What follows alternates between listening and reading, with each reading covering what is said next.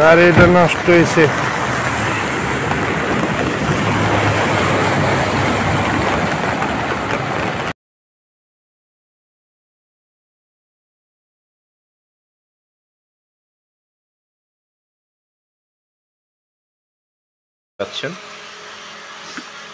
একদিনের বৃষ্টি, শুধু আজকে সকালবেলা, গত রাত থেকে বৃষ্টি হচ্ছে।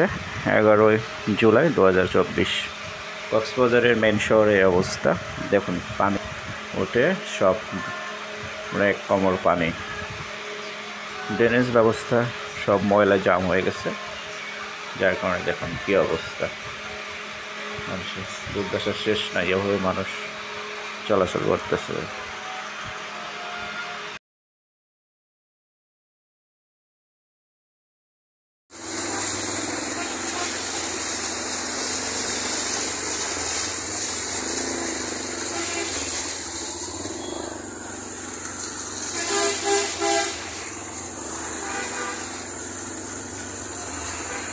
খাটিয়ে যান, হ্যাঁ খাটিয়ে, আমরা ছোট গাড়ি তো,